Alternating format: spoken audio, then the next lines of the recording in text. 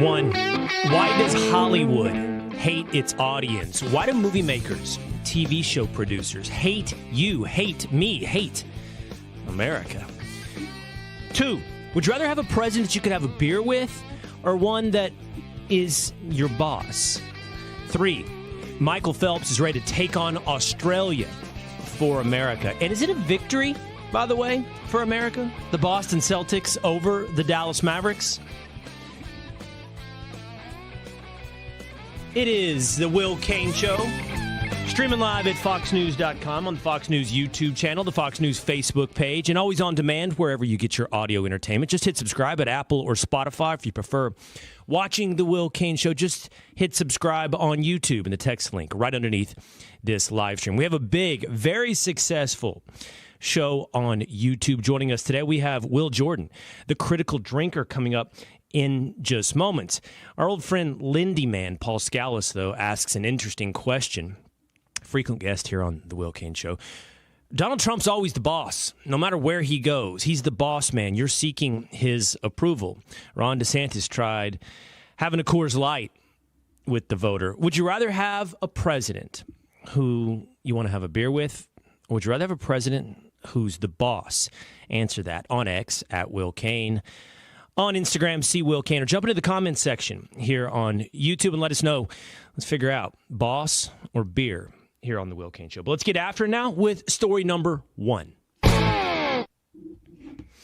He is the host of Critical Drinker. Also, by the way, the author of the Ryan Drake series on Amazon. You can catch him on X at The Critical DRI2. His name is Will Jordan. He's an excellent movie and TV reviewer. You always check his stuff out, as I said, at Critical Drinker. And he's with us this morning.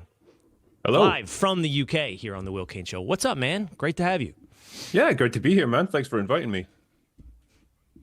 So why is it, drinker, Will, I'll figure out which one I want to call you throughout the course of our 30 minutes here together. Why is it that if I don't like Ghostbusters, the all-female reboot, or if I don't like Captain Marvel, or as of now, the reviews are not very solid for Star Wars Acolyte, why is it always my fault? Why is it the audience? It just doesn't seem to get it, or is too toxically masculine for the content. Why is it the problem of the audience? It always becomes a convenient shield to protect your product from criticism, rather than acknowledging that maybe there's problems with the writing, the production, the acting. It's easier just to label your critics as racists or sexists or whatever ist you want to call them, and call it a day. And then that way you don't have to acknowledge that there might actually be problems with the thing that you've made. So it's just a shield to try and deflect criticism and blame. But there is no doubt. I had a few weeks ago here on the Will Cain Show, Nerdrotic, and he was talking about how Hollywood now casts, not just for the talent, not just for the characters, but they cast for the director. And they're trying to make sure that they check all the boxes and everyone involved in the creative process. Of course, that's a failure of the creative process. But why is it we're going down this path of DEI, forced diversity, forced agenda and message? Is it you think that all of these filmmakers and Hollywood production companies are inherently ideological? Or is it they're trying to create some type of product, I guess, that is for everyone? What I mean by that is we've got to have representation of everyone in this movie, because when it comes to making our budget back, we need everyone at the movies. I think it's probably a combination of all of those things. I mean, we saw the expose that they did on the vice president at Disney, straight up admitting that they discriminate against certain people when it comes to their hiring practices. Like they won't hire white men when it comes to executives or writers, that sort of thing. And partly it's because they believe that they're doing good for society by encouraging diversity, which is lovely. And I think there's also the financial component of it. They say if you have a brand like the Marvel movies or Star Wars, more traditionally associated with boys and men, I would say, not exclusively, but generally focused more on them throughout their history. If you can then diversify that out so you attract an equal number of girls and women into the brand, then you've doubled your money potentially. Unfortunately, they've gone about it the most ham-fisted way possible. And instead of just gradually working in more female characters, more female-centric storylines over time, they just go completely over the score, remove as many male characters as they can, for example, and put in more diverse replacements without thinking about how this is going to work or what it's going to do to their existing fan base. So they've tried to solve the problem, but they've created far more problems in the meantime. So it hasn't worked out well for them at the box office. Well, let's talk about a few pieces of content specifically and see what you have to say. The one everybody's talking about, and I haven't seen it, is on Disney Plus. It's the new Star Wars show, Acolyte. It's got a female showrunner. They're already saying, by the way, exactly what we started this conversation with today, that the audience is too toxically masculine and is rejecting Star Wars Acolyte. So what's your review right now of this show? This isn't really a show that you watch. It's a show that's inflicted upon you. You can torture people with this show. I mean, it's some of the most amateurish, awful writing and storytelling coupled with horrendous acting and terrible direction that I think I've ever seen within the Star Wars universe. It's actually ranked lower on Rotten Tomatoes than the holiday special. That terrible TV special that they did back in the 70s. So, I mean, that tells you everything you need to know, really. It is a bad show, and unashamedly bad. And again, they're just using the gender and the sexuality of the showrunner and the people in it as a shield to deflect criticism for how bad it is. All right, that's a hell of an endorsement for Star Wars Acolyte. All right, I want to ask you about a few more. What do you think of Dune? I just watched Dune 2. I did watch Dune 1 as well. I'm curious what your thoughts are on Dune. Yeah, I really like it. I mean, it's a relatively faithful adaptation of the book. The book is some pretty challenging source material, so it doesn't lend itself particularly well to film. It's a difficult one to translate. Obviously, we had the movie from back in the 80s where they tried it. That was a bit of a failed attempt. But I think Denis Villeneuve has done a really good job with this one. It's captures most of the themes and ideas, I think, the fairly complex politics behind the story of the book. Not necessarily the most emotionally engaging story ever, but I think, again, that's partly the source material that's to blame there. It's a more intellectualized kind of experience, but from the point of view of the acting, the cinematography, the technical aspects, the VFX, all of it looks fantastic. So overall, an excellent sci-fi movie, or two movies. I totally agree. I really like Dune, and I actually think it's worth talking about in our discussion because Dune is a message movie. It definitely has something to say, and it's fairly anti-capitalism. You know, I think that and I haven't read the source material, but having watched and read just a little bit about the movie, I mean, spice as a natural resource is sort of a stand-in for oil. The Fremen sort of a stand-in for sort of, you know, Aboriginal, perhaps Middle Easterners, you know, affected by capitalist harvesting companies and so forth. I'm not saying it's a direct on-the-nose indictment of capitalism, but it didn't bother me, Will, because it seems to be like integrated into the whole point of the story instead of shoved in some like ham-fisted, over-the-top way, the way it might have been.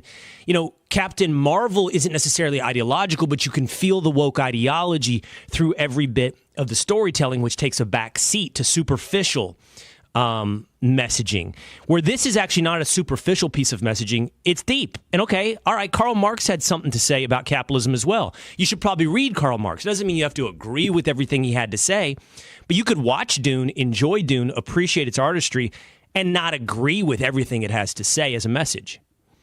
I think as well, there's a big difference between exploring political ideas and pushing political ideology. And I think with Dune, that's the difference. It encourages you to think about these different political ideas and, you know, the exploitation of natural resources. But it's also tied into a much bigger story about the dangers of power corrupting and the dangers of false prophets, religious fundamentalism.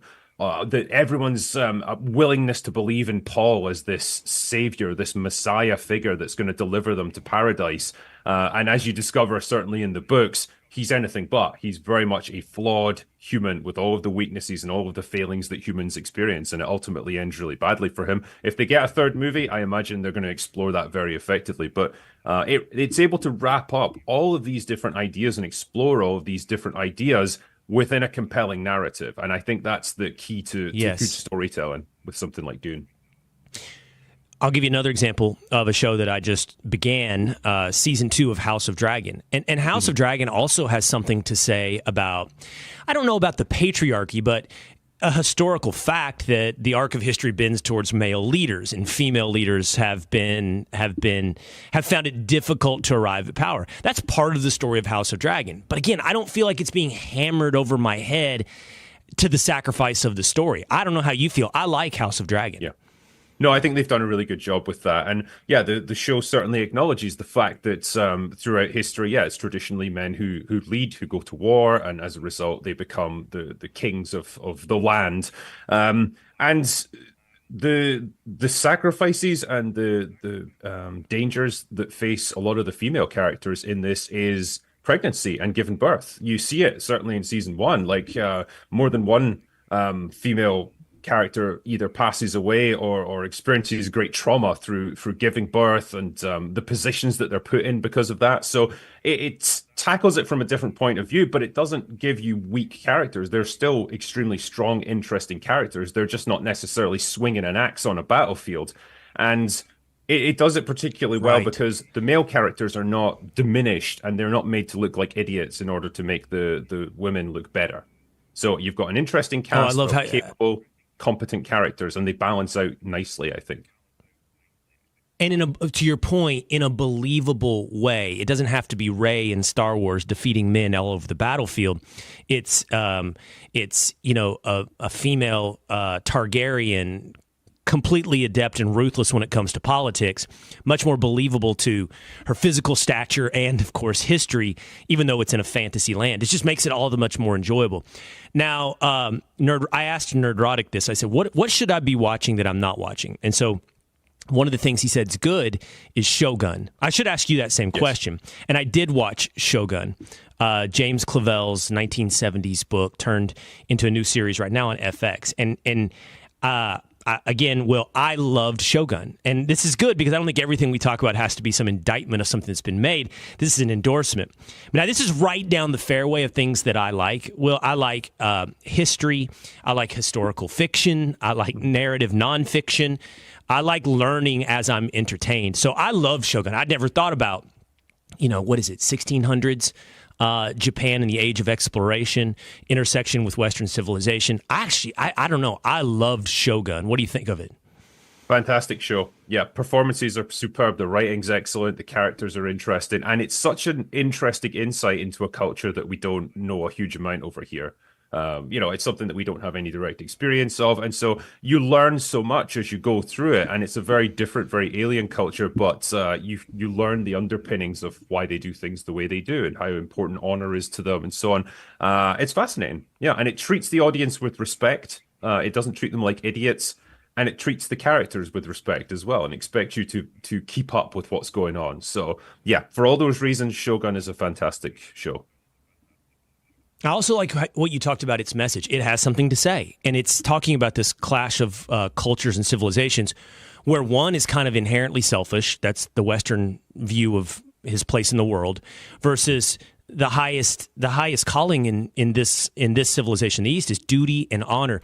And what stuck out to me about that, in modern American cinema, despite you and I talking about this, like the message, they keep shoving message at us. In a way, it's always the same message. It's like, be true to yourself, whatever that is, your sexuality, your gender. It's like, be a flower that's fully in bloom. We keep getting that over and over and over. No matter how much the world tells you that you're not supposed to flower, let your petals out. Yeah. A lot of the messaging now seems to be in Hollywood movies for sure. You're perfect the way you are, and you just need to realize your own potential or your own awesomeness, and the rest of the world just needs to deal with that. the pervasive message that you used to get, particularly in American cinema, was about improving yourself, like striving to overcome odds, and having to better yourself and perhaps learn something about yourself in the process. Personal growth comes through struggle. Whereas the message now is you've done all the growing that you need to do and you're perfect, and it's the rest of the world who needs to adapt to you, which is, it's not a great message to arm people for dealing with life, I don't think. Because life does throw a lot of challenges at you, and you have to often change to adapt to that. I probably watch more than I should be watching, Drinker. I mean, I know this. In fact, I think I've watched so many series and movies that just in the last couple of weeks I decided I'm going to stop and I'm going to go back to reading more books, devoting more time to reading books. And I'm reading both a Michael Crichton book right now and a historical non-fiction book about Captain James Cook. But I'm curious, do you think there is some genre out there that isn't well explored, that's not fully saturated? I'm an American. I'm from Texas. I love Westerns. I'm going to be interviewing a little bit later this week Kevin Costner about Horizon. I loved Yellowstone. But there's a lot of Westerns. Do you think there's a genre out there that's not being explored, that were you, and I know you do write, were you to write something new or were you to produce, you'd be interested in kind of mining that genre? Well, I think we're getting to that point now where essentially every genre that you can do within Hollywood has been explored already. It's just a natural result of the passage of time. We have more and more time. There's more and more services like studios, streaming services that are putting out content constantly. I think the next big frontier for movies is going to be video game adaptations. That is the thing that they've tried on and off over the years. They've had a few successes, mostly failures, because they didn't know how to do it right. Only in the past few years have they really started to crack it. And I think once they do, you have got decades and decades worth of hugely popular video games with enormous audiences. Like the amount of money in that industry dwarfs Hollywood easily.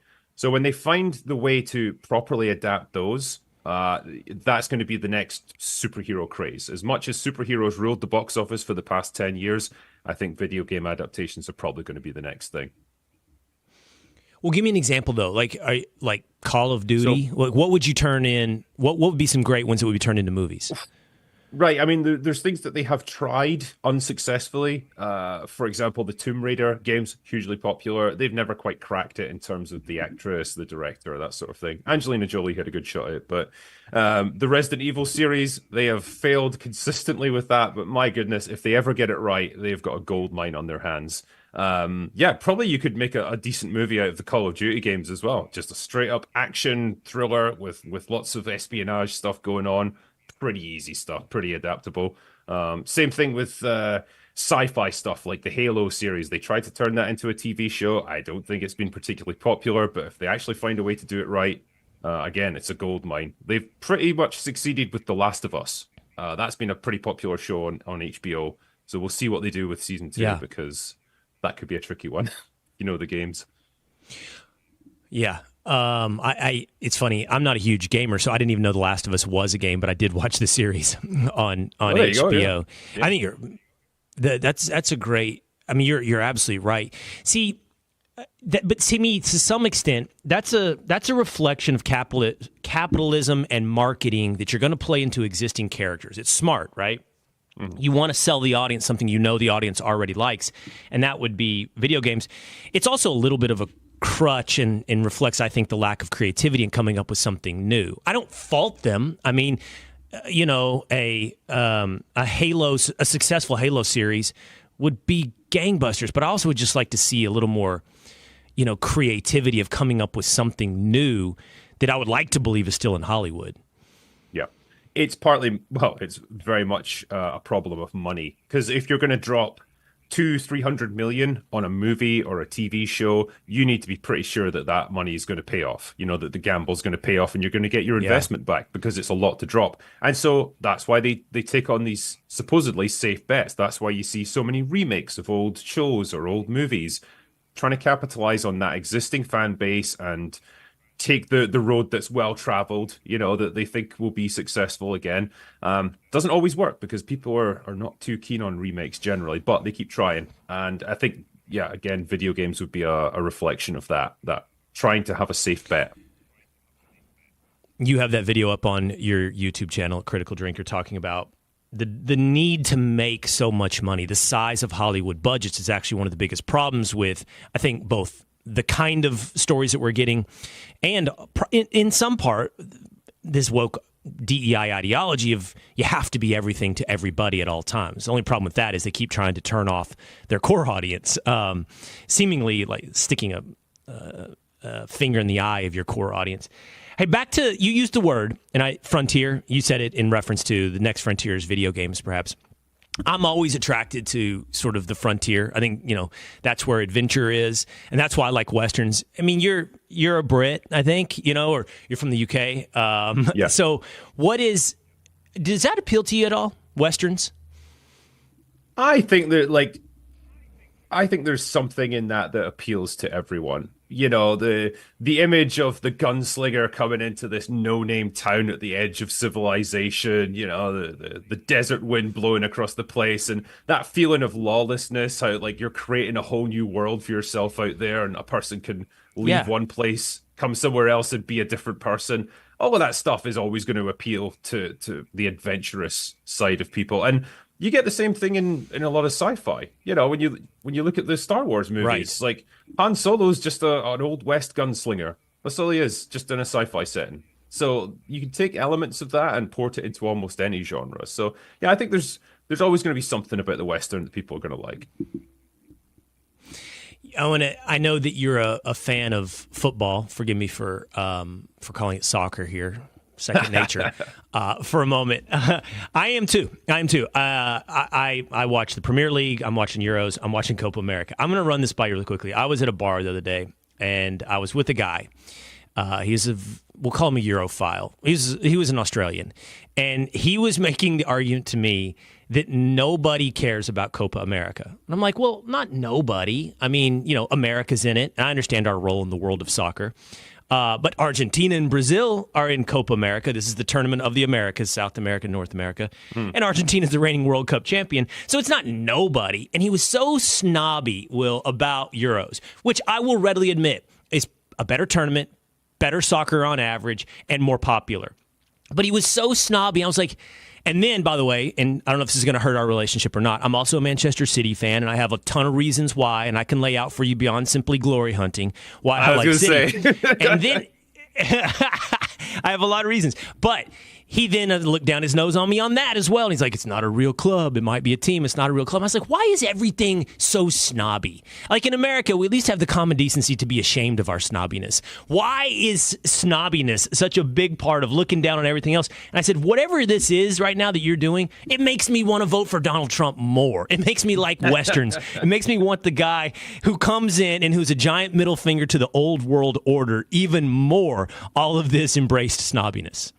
It's a form of gatekeeping, ultimately. It would be the same thing in music. If someone says, like, oh, who's your favorite artist? And you say with someone like Taylor Swift, like, obviously they're going to laugh at you because it's like, well, no, you should be into all these indie bands that I'm going to name.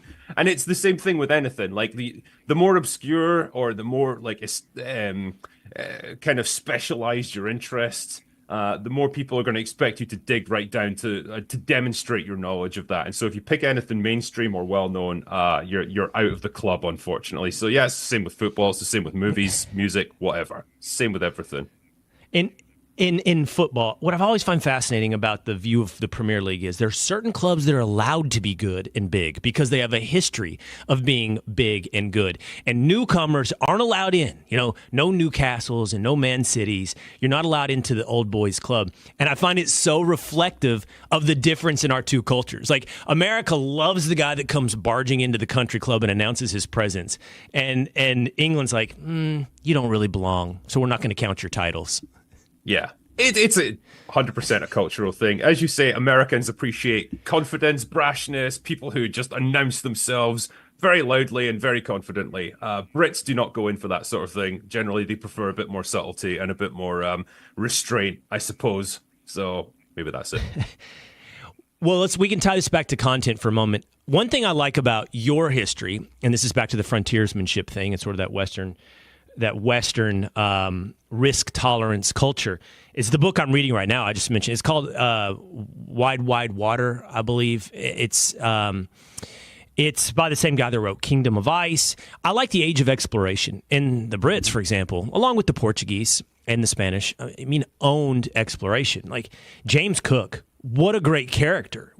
And you've got a lot of these characters. James Cook, who discovered, quote unquote, discovered Hawaii and much of, the Pacific Islands.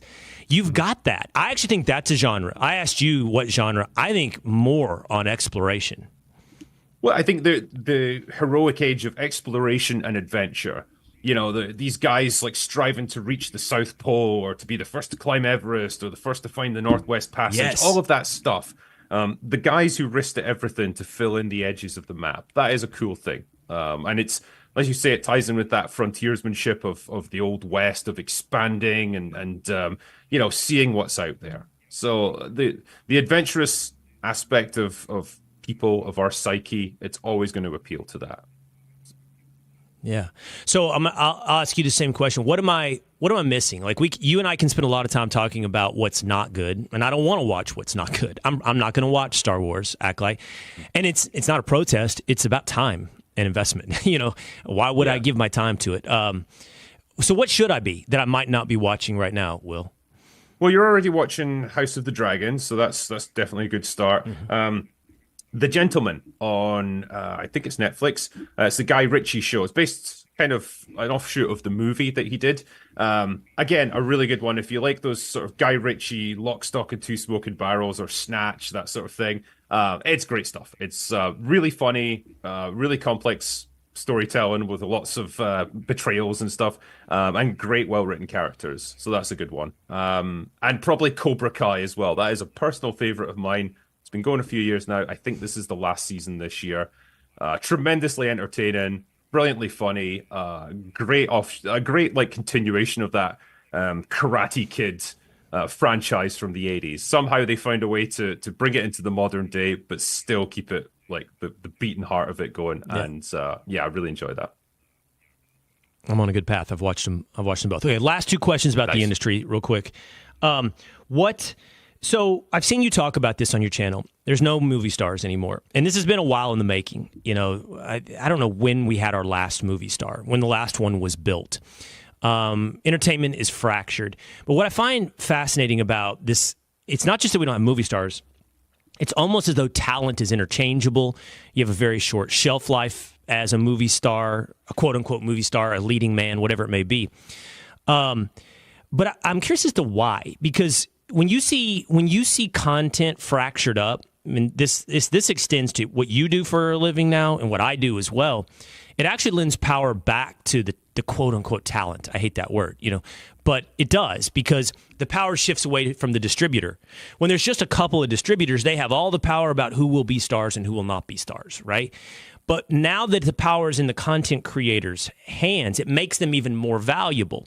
And I think you see that. For example, by the way, in the news is that Stephen A. Smith's been offered $18 million by ESPN, and that's an opening offer.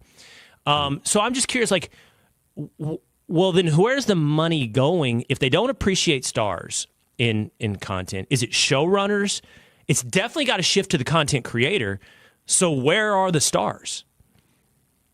I think the stars kind of vanished, particularly with the advent of the superhero movies that really just took over cinema for such a long time, because people were no longer going to the cinema to see their favorite movie star. They were going to see their favorite character. And so that's a very big difference. And when you have that, you essentially nullify the need for a movie star. You just need an actor who can play that character. And that's what people are interested in seeing. And we've kind of never gotten out of that slump. And I don't know if we will. And the other part of the equation, I suppose, is that things like social media have made movie stars a lot more accessible, which is not necessarily a good thing, because they used to have a mystique. We find out who they are. Yeah, exactly. Right. We get to see who they really are. And a lot of the time, they're not people that we really want to know anymore about. And that's disappointing, but it robs them of their mystique, and it robs them of their their intrigue and their star power because they're just humans like us. And we get to hear every mundane thought that they have, and it's often not very inspiring. So those two things have kind of crippled the concept of the movie star, sadly. All right, finally, you've got another video up about this, and we started our conversation here. They keep blaming their problems on the audience. It's almost as though it's intentional. Is it intentional? This concept of fan baiting. Is all the controversy and making the audience mad part of marketing? Yeah, apparently it is. I've seen various reports about this, people trying to do like exposés on it and trying to describe how the industry works. And I think for certain studios, it's become standard practice where they will intentionally make a big song and dance about the fact that they've changed the race and gender sexuality of certain characters in their new project. They know that the fans will be unhappy about that because it's disrespecting the source material. They then parlay that into it being motivated by racism or sexism, bigotry, whatever. And they could use that to garner sympathetic coverage from the media and a big old storm of controversy that gets lots of people talking about their project. So it's essentially free marketing. It's done in the dirtiest and most unpleasant way possible, but it's effective. So yeah, that's what they've been doing in a lot of cases. All right. Well, good luck. By the way, I'm taking it as Scotland. You're rooting for Scotland. Well, I did until they got put out over the weekend. Right. So, out of curiosity, do you shift any allegiance at all to England at that point, or like what's the modern day relationship between Scotland and England? Is it William Wallace still? Or are you going to root for England? This is going to get me hunted down in Scotland, like, if I say this. But, yeah, a little bit to some extent, because they're still a British side, so, okay, they're close enough. Yeah, I know it's England, and yeah, I know they can be real annoying about it at times, but I guess I would rather they won than, someone like Italy or France or whatever. So, yeah, I'll reluctantly shift my support to England now. Okay. All right. All right, man. Critical drinker, Will Jordan. Thanks so much, man. We'll check you out on YouTube. Everybody should check him out. If you ever have a piece of content that you're curious about, should I watch this or why is it so bad? He's going to be your man to tell you. Appreciate it so much, Will. Thank you. Thanks, Will. All right, there he goes. Critical drinker here on the Will Cain Show. All right, you heard me mention it. The snobbiness of sort of this Eurocentric view makes me even more like I want Donald Trump to bust in to the country club. So here's the question. Do you want a president you'd rather have a beer with or a president who's the boss? Next on the Will Cain Show.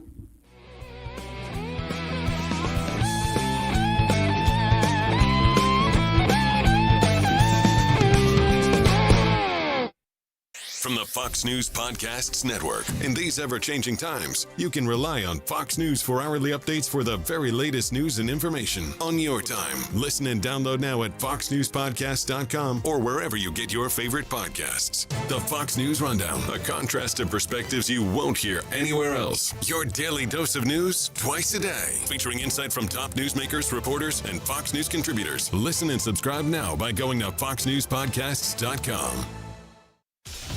Thursday, it's a summer of stars as the U.S. hosts the world's best players for Copa America. The U.S. men's team looks to make an historic run with Pulisic, McKennie, Weah, as the Stars and Stripes put everything on the line. USA's back, baby! It's time to break out the red, white, and blue. This is no friendly. This is the championship of the Americas. USA versus Panama, Thursday at 6 p.m. Eastern on Fox. I'm Charles Payne. Listen to my Unstoppable Prosperity podcast so I can get you making money right now. Whether stocks are hitting new all-time highs or in free fall mode, opportunities abound. So why are so many potential investors still sitting on the sidelines? In a new season of my podcast, I'm going to get you in the game. After 38 years on Wall Street, I'm ready to impart some lessons and get you invested in the greatest wealth-generating machine in history. Listen anytime, everywhere at foxbusinesspodcast.com or wherever you listen to your favorite podcast.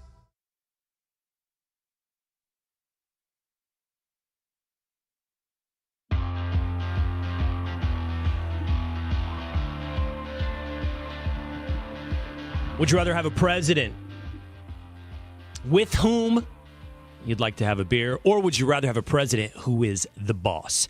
It is the Will Cain Show, streaming live at foxnews.com across this great country on terrestrial radio. as well at YouTube and Facebook, at the Fox News pages. But you can always catch the Will Cain Show on demand by hitting subscribe. If you're listening in audio format, just head over to Apple or Spotify right now and hit subscribe. If you're watching on YouTube or Facebook, just find us. It's in the description of this live stream, and you can hit subscribe. Join the Will Cain Show community. There's nothing to illustrate a guy you'd like to have a beer with more than someone who uses the word whom. But would you rather have a president with whom you'd like to have a beer with, or who's the boss?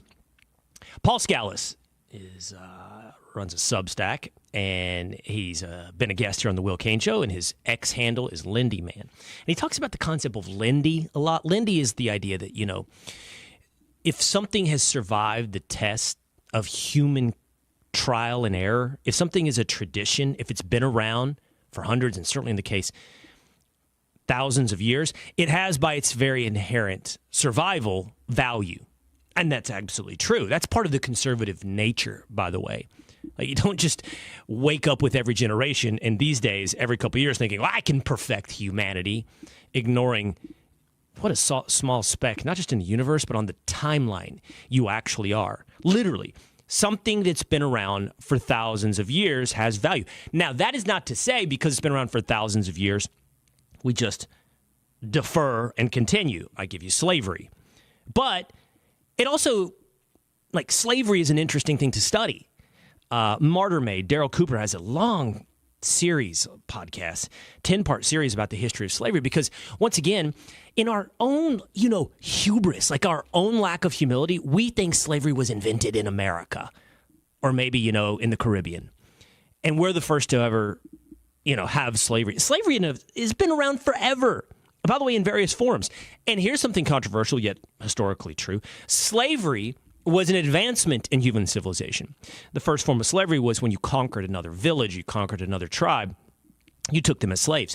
But the truth is, prior to taking them as slaves, do you know what you did when you conquered another village, you conquered another tribe?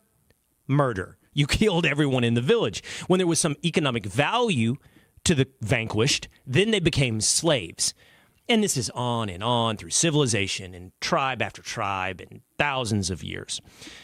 But still, the point there is to think of yourself as a little bit more than the master of the universe in your small little 20-year vision of humanity. If it's been around forever, then it might deserve some consideration. Well, with that backdrop, Lindy Man, who constantly thinks about, how does this work in the whole grand scheme of humanity, asks, would you rather have a leader, a president that you want to have a beer with, or a leader who's the boss? He points back to a video about a year ago of Ron DeSantis, governor of Florida, having a beer. Coors Light. Awkwardly, if we're being honest, Ron DeSantis stands have found themselves among the most sensitive in the political sphere. You can't point out the obvious truths, even when you like Ron DeSantis. And I really like Ron DeSantis. But it's awkward, him attempting to have the beer with a constituency. And he writes, one of the things that makes Trump successful is he is always in CEO boss mode, even when campaigning in public. The citizens act like employees, and they are grateful their boss is being nice to him. Most politicians try to be one of the regular guys, and it looks awkward. Trump is just the boss, and most people have a boss and act accordingly. Now, let's state the obvious. You don't work for the President of the United States. The President of the United States works for you, the American. These are public servants, and that's the proper view of public service. Still, we can understand, as part of that public service, you become the most powerful man in the world, certainly when it comes to the presidency. And that's going to come with it some aura of the boss. It's been that way for every leader for thousands of years, from emperors and generals to prime ministers and presidents. There's certainly, despite the fact that they work for us, the aura of the boss. So why do we try to have this pretense that they're the everyman, Well, I think the answer, honestly, is you want a bit of both, and you never want neither. I mean, look, Biden and Hillary Clinton are clearly neither. That's not partisan. You don't want to have a beer, and you don't feel like they're the boss. Certainly with Biden. Maybe you could tell yourself that Hillary Clinton was some form of girl boss. But Donald Trump actually pulls off both. It's true he gives off boss vibe. You walk into any room, and he is the boss. He just did the All In podcast, which is huge. Silicon Valley. I don't know about billionaires, but definitely 100 millionaires. David Sachs, Chamath Palihapitiya, Jason Calacanis. And it's a successful podcast, the All In podcast. They all wore suits. They never wear suits. They all wore suits to match the boss, to interview Donald Trump. But I've been around him. It's interesting. There is that aura, but he also wants you to be happy. He's like the ultimate host. Like how's your food? How you doing? It's this, and jokes and laughs and is in on the joke, even laughs at himself in some ways. It's a very much of a guy vibe, if you know what I mean. And as such, kind of an everyman, not awkward, not holding himself out above, but yet stands somewhat above. He's pulled off this ability to be both. And if you haven't met him, I would understand. And this isn't like, I've met Don. No, I'm just saying if you haven't met him, I'd understand if you only see the boss version. But look at some of the videos when he walks into a Dairy Queen. When he walks into Tony and Nick's, cheesesteaks in Philadelphia. That's not, an emperor asking you to kiss the cloak. That's him polling people. Hey, what do we think of vice presidency? Who do you think? Oh, okay. You like J.D. Vance. Oh, you like Vivek. Okay. He's interested. He's not just doing it. He's interested in hearing him. So it's like the difference between talking at and talking with people. And I think that the true thing we're trying to decide here is what's real, what's authentic.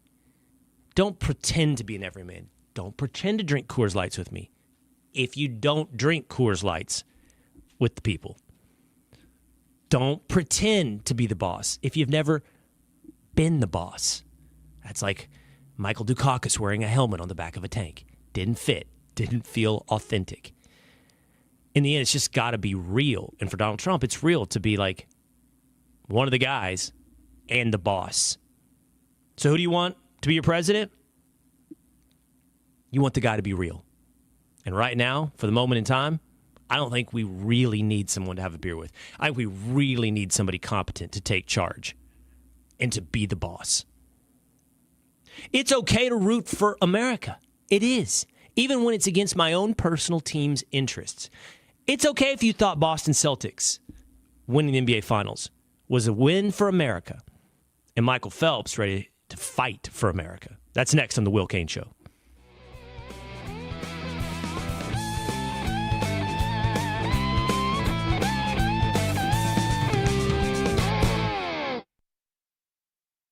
From the Fox News Podcasts Network. Hey there, it's me, Kennedy. Make sure to check out my podcast, Kennedy Saves the World. It is 5 days a week. Every week, we check in with Jimmy Fallon, bring in authors for the book club, and even treat some of your favorite Fox personalities to a very special happy hour. Download and listen at foxnewspodcast.com or wherever you listen to your favorite podcast. Kennedy Saves the World. America's listening to Fox News. Saturday is baseball night in America on Fox. What a catch! The brightest stars There we go! and the biggest games take center stage. Oh, baby! This week, Shohei Ohtani and the Dodgers battle the Giants. That is a monster shot! Or Corey Seager and the Rangers take on Gunnar Henderson and the Orioles. Wow! It's baseball night in America, Saturday at 7 Eastern on Fox.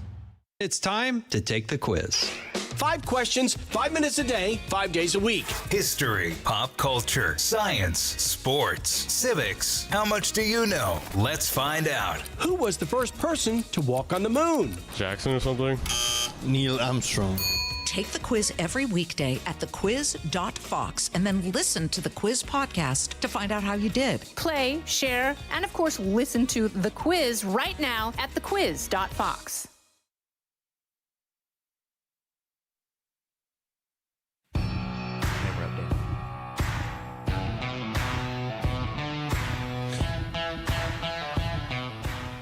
A win for America? The Boston Celtics over the Dallas Mavericks. USA? It is the Will Cain Show, streaming live at foxnews.com, on the Fox News YouTube channel, the Fox News Facebook page. We'd love it if you'd leave us a comment, leave us a review, 5 stars if you think it's so deserved. But most importantly, join the Will Cain Show community. Subscribe on Apple or Spotify, subscribe on YouTube, jump into the comment section, and jump in to the Will Cain Show.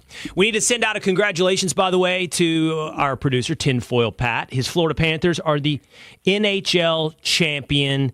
Tinfoil, really quickly want to ask you this.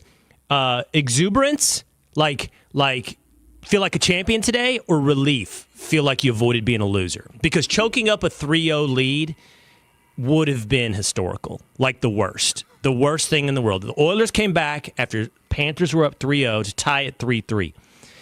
And that would have, like for the Mavericks losing to the Celtics, for me, I really didn't want to be somebody that was swept.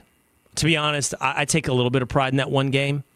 You don't want to go down the history books. And you would have been page 1 in the worst form of losing in the history books. So exuberance or relief that you're the NHL or the Stanley Cup champion? I mean, during the game, I could just feel it slipping away, even with the 1-goal lead. But once it hits, zeros, it's exuberance all the way.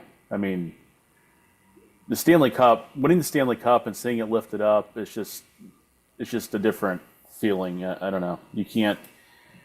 It gets past that feeling of relief. But it would have been bad. It would have been bad. It would have been bad. So bad. It would have been real bad. Bill Simmons used to write a column, Levels of Losing. I think it would have reached the apex, like the worst level of losing. By the way, as we're talking about championships here, we're going to put a button on my Dallas Mavericks losing to the Boston Celtics, but I was listening to Dallas Sports Talk Radio the other day, and they were real mad about former NBA player Nick Young saying that the Celtics beating the Mavs was a win for America. Here, I want you to listen to what Nick Young had to say about the Celtics versus the Mavs and Jason Tatum and Jaylen Brown versus Luka Doncic. Here's former NBA player Nick Young. Let's give it up for America, because we won, baby. America won, baby. Jason Tatum, Jaylen Brown did it for America. They put Luka ass out. Oh, my God. I got so tired of everybody talking about these foreigners and America is here, baby. It's America's league, baby. It's America's league. I hope y'all see it. Tatum here, motherfucker. Brown. That's Nick Young. So the guys in Dallas, I guess, being protective, and you know how I like regionalism. I probably like cities over states and states over countries and countries over globalists. But the guys in Dallas were super mad about this because we ride with Luka. But I actually get it. Like, if you're not a Mavericks fan, I think it's perfectly fine to celebrate the Celtics over the Mavs, to root for Boston over Dallas in this case, because their best players in Boston are Americans. Now, and Dallas's best players from Slovenia. Now, let me say, there has been this racial tension going on. We talked about it here with Andy Murray on the Friday edition of Cain on Sports. There is definitely a racial component where, the NBA is supposed to be black and the best players can't be, Nikola Jokic and Luka Doncic. And that was Gilbert Arenas' show, by the way. And Gilbert Arenas, I think, has said something like that. So that's different. I'm not into the racial identity politics, tribalism of basketball. But national tribalism in politics? Yeah, absolutely. We invented basketball. Come on, peach baskets. It's okay.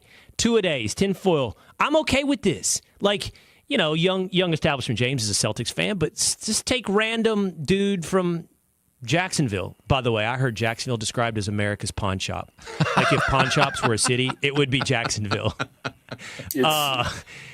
It's true. Which tinfoil lives in Jacksonville. But random dude from Jacksonville, I think you can look at the Celtics over the Mavs and say win for America. Do you guys disagree? I'm a little biased. I don't like Boston sports, being a New York sports fan. But I was rooting for the Mavs. But I like the Mavs. So I don't know. It's a tough call, but it's a win for America, I would say.